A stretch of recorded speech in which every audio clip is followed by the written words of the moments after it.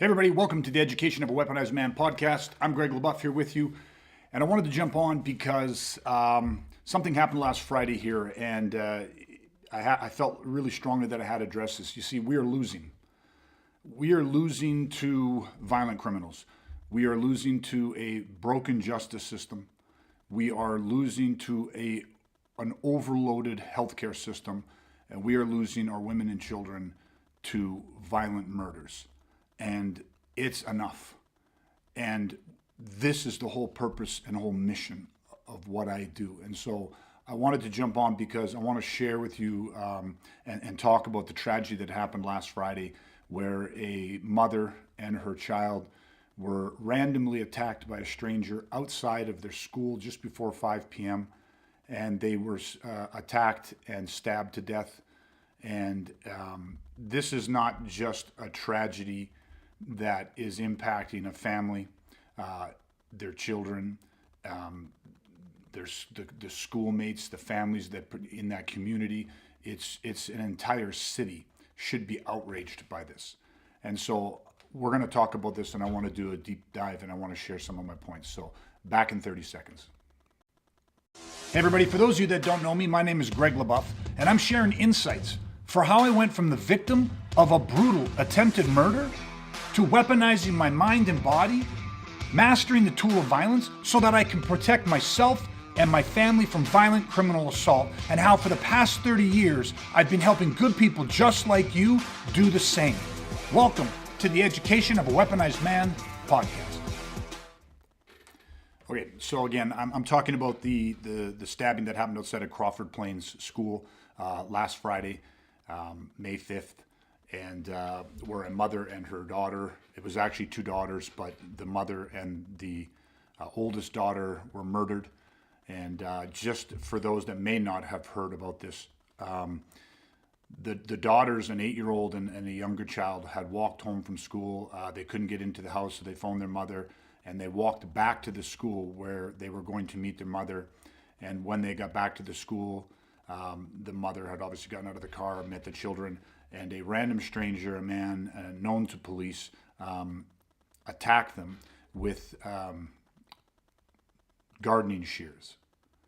And he brutally stabbed the mother and the oldest daughter. The youngest daughter managed to get away. And he stabbed them, and police received multiple calls regarding two individuals being violently attacked.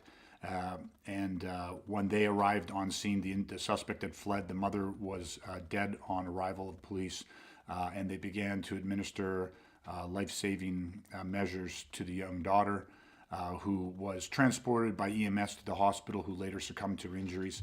A few short minutes later, the police encountered the individual, the suspect, and an altercation ensued, and the police discharged their firearms, striking the man, who is in hospital in critical condition. And again, one of the things that the point of me wanting to do this is that I said that we're losing to violent criminals.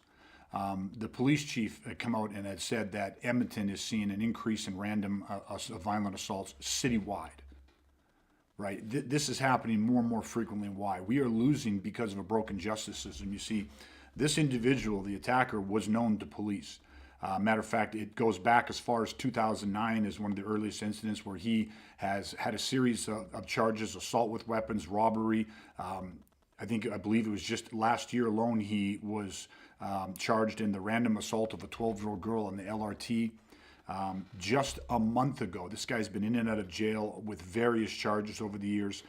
Just a month ago, the police dealt with him, where again he was facing charges of assault with a scooter. And he was brought before a judge, and he was released with conditions. And later, those charges were actually stayed. And so, he has also, there's indications of a history of mental health conditions. So what is the pattern that we're seeing here? And why is it that these types of individuals continue to walk the streets, especially when he's got not only a history of violent assault with weapons, but directed towards children? He has a history of mental illness. Well, why? Is because our justice system is broken. Our justice system is overloaded. Our healthcare system is overloaded. We're seeing the intersection between, our healthcare and mental health issues and violent crimes, and we're just seeing this over and over again. And we're losing this situation because, as a public, I said, this tragedy, I often talk about the ripple effect of destruction. And the youngest daughter, who now has to live with the fact and work through witnessing her mother and oldest daughter being murdered in front of her, and the grandmother, and the ripple effect is the community, the fellow students, the people that witnessed this just before 5 o'clock in the afternoon on school grounds. Not to mention that there's indications that this suspect attempted to gain access to the school prior to the murders, meaning this tragedy could have been far worse had he got into the school. And so, again, it's like the reason that we're losing this is not just because we have an overworked justice system or a broken justice system and an overworked healthcare system. We're also losing this because we are refusing to look at violence and see it for what it is. We're just simply refusing to accept the fact that we have a broken justice system. We have an overworked healthcare system. We have mental health issues that are skyrocketing to alarming rates. We have these individuals that are on the street and that are prone to violence. Why? Because the best indicator of future behavior is past behavior. And so this individual was known to police since 2009. This is not soft, petty crimes that this individual was perpetrating. These are assaults and robberies and assaults with weapons and targeting young individuals. And this was happening over and over again, multiple times, and yet this person still walks the streets. And so we are losing because we, as a society, are refusing to just see it for what it is.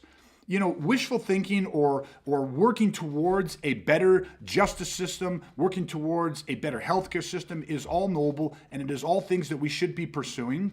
But the problem that we're having is that we are not there. We have to see it for what it is. And so I know that there's a lot of people that feel like I feel like because, Friday at just before 5 o'clock, I fucking wish I was there. And I know a lot of people will say the same thing, I wish I was there. But here's the thing.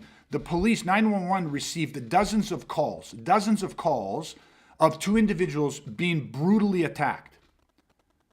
Well, that means that there's dozens of people that witnessed the scene that did nothing. Now, maybe they're not in a position to do something. Maybe they were elderly, maybe they were too far away, maybe they showed up just at the end of it. I don't know. And it's not a judgment of the people that were there. What I'm saying is that who among us, we have to start recognizing that we are our first responders, right? The first people that are on scene are not going to be the police. And the police responded very quickly to this. They were on scene within minutes, but within minutes, it was over. Who was on scene in those first few seconds? And in some situations, there won't be anybody but the intended victim. But this is why we have to start recognizing that we have to start taking a personal responsibility in this. This is not just for ourselves. But as a parent, it starts with saying, listen, I have two young daughters. I need to be able to protect my daughters. I need to be able to protect my family. I need to be able to protect myself. And then it starts to extend out though, but I need to be able to protect the people in my neighborhood, my neighbors. I need to be able to protect. Every morning I get up and as I'm getting my daughters ready to take them to school, I see young children, some as young as 6 or 7 years old, walking themselves to school. Them and their younger sibling or a slightly older sibling. I see at least half a dozen kids under the age of 12 or 13 that are walking themselves to school, waiting for the bus by themselves, riding their bikes, but they're making their way. Why? Because they have to, because the parents work, because the parents are trying to earn a living. And what I'm saying is that as a society, it's like, where's the responsibility?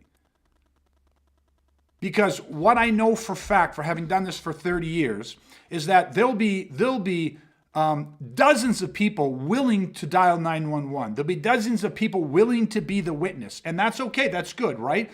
But there will be very few people that are willing to put themselves into harm's way. Because we wait for Superman to arrive. We call the police. And that's a good thing. You got to call the police. But they are not our first responders. We are our own first responders. And here's what I believe. I believe everybody should know how to defend themselves. But I absolutely 110% believe that men need to step the fuck up. Men need to start understanding how to actually protect themselves, get over all the macho bullshit, and figure out how we actually defend ourselves against violent criminals because they're fucking winning. And again, it gets to the point when all of a sudden you're losing our women and children. That was a single mother with 2 young children. Now there's 1 young child left. No mother, no older sister. She's gone. Everybody needs to know how to defend themselves. But as men in our society, that's my call out, is we got to start figuring this out. I believe as a man, our role is to provide and to protect. That may seem old-fashioned to some people, but to provide and protect. Well, we seem like we're doing not too bad on the providing part, but we are failing miserably when it comes to the protection part. And yes, it starts with yourself, it starts with your family, but then it's got to move outward. We need weaponized people, weaponized men, weaponized women, weaponized kids. We need weaponized people in every single fucking neighborhood, in every single school, in every single place of business, in every single fucking parking lot. Everywhere we need somebody that understands that they are the first responders, that can actually respond to violence, has the skills, the mental skills, the physical skills, the emotional skills, has the fortitude, has the training to be able to actually make a difference in a dark, critical fucking moment. Because it's enough. Like I don't know how you see these stories. I don't know how you actually look at this and not have that change you forever. And it's like not compel you to take an action, but it all starts with seeing it for what it is. Majority of people in this world are really good fucking people.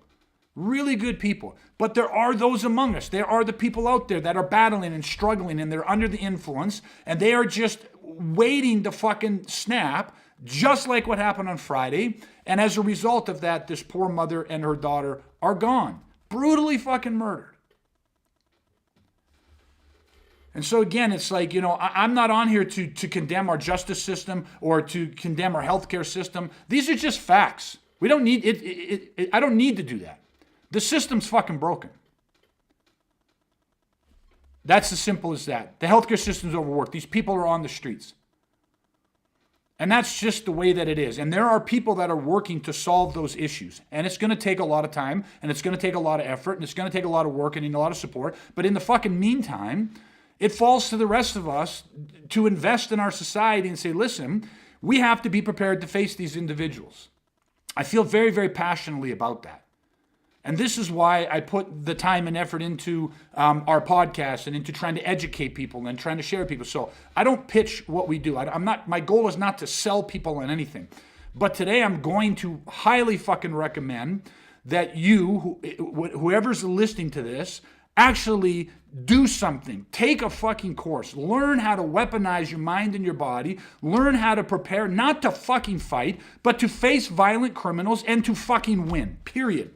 You don't want to learn how to fight. You got to learn how to face these fuckers and actually win. And that's what's going to fucking save lives. And I'll tell you something. It's not what you fucking think it is. It is not the same process as becoming a professional fucking fighter. It is far fucking easier than that. We weaponize people. The foundation of everything we do is in 16 hours. 16 one-hour privates. That is it. 16 hours. That's 2 fucking work days. And it will change your perception and your capability when it comes to violence. Because here's where I'll end this, I guess. Do not just dismiss this and let the white noise of the next big fucking news story or the next clickbait bullshit thing that comes across your phone distract you from investigating and thinking about what the fuck has happened. A mother and a daughter coming out of their fucking school just before 5 o'clock on a fucking beautiful May Friday were brutally fucking murdered by some random crazy fuck who's been in and out of fucking trouble, committing violent crimes and robberies and assaults since 2009, happened to be where they were at that moment in time. And when he fucking snapped, they were on the X, and it cost them their fucking lives. Don't run away from that fact. Investigate the fact and ask yourself, what the fuck would I do if I was there? What would I have done? Because again, there's lots of people that hear this and they say, like I am right now, I fucking wish I was there.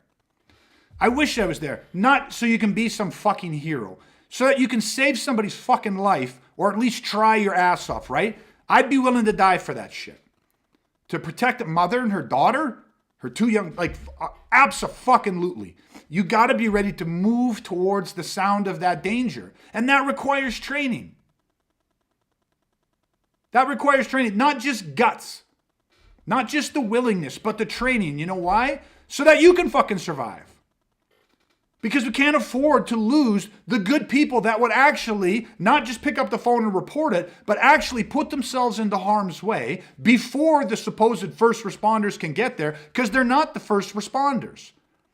They're the first to respond to the bodies. But they're not the first to respond to the threat.